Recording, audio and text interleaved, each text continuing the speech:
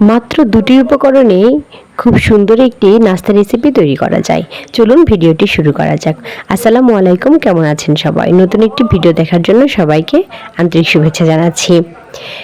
ময়দার একটা ডো বানিয়ে নিচ্ছি, ঠিক যেভাবে পরোটা বানাই তেমন করে। একটু লবণ, একটু সয়াবিন তেল দিয়ে খুব ভালোভাবে মেখে রেস্টে রেখে দিয়েছি।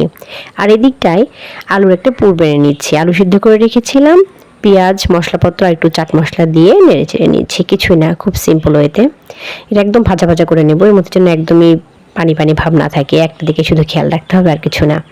আর এদিকটায় যে ডোটা বানাইছিলাম, একটু রেস্টে রেখেছিলাম, এটা আরেকটু মথে নিচ্ছি, আর একটু তেল দিয়ে মথে নিচ্ছি যেন নরম হয়। এখন পরোটা বানানোর মতো করেই বেলতেছি। খুব মোটাও হবে না, অনেক বেশি পাতলাও হবে না, তবে মোটা হলেই ভালো লাগবে খাইতে, এরকমটা মনে হইলো আমার কাছে। এখন একটু বেলে নিয়ে আলুর পুরগুলো দিয়ে দিচ্ছি। আলুর পুরগুলো দিয়ে দিয়ে একটা ভাঁজ দিয়ে দিব, ঠিক এইভাবে। আর একটু পানি লাগিয়ে নিয়েছি, কিছুই না, আটা কিছুই না, জাস্ট হালকা একটু পানি লাগিয়ে নিয়ে দিলাম, এজন্য যে যেন খুলে না যায়। চতুর্দিক থেকে একটা ভাঁজ দিয়ে চারকোণে একটা শেপ হয়ে গেল। খুব সুন্দরভাবে এগুলো আমি এখন প্রত্যেকটাই বানিয়ে নিব, আমার যে কটা হয়েছিল আর কি। আর এখন হচ্ছে ভাজার পালা। আর হ্যাঁ, এগুলো কিন্তু ডুবো তেলে ভাজতে হবে না, যার কারণে আমি একটু তাওয়ার মতো ফ্রাই প্যান নিয়েছি। ডুবো তেলে দিতে হবে না।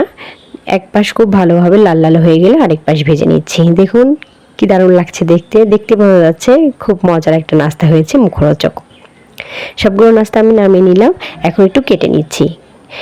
কেটে নিলে সস দিয়ে খাইতে একটু ভালো লাগবে, এই জন্য আর কি, আর কিছু না। খাওয়ার সুবিধার্থে স্বাদটা একই, আর পরিবেশনটাও একটু সুন্দর হবে। যেটাই হোক না কেন, একটু পরিবেশনটা সুন্দর না হলে খাইতে ভালো লাগে না। আজকে এই পর্যন্তই।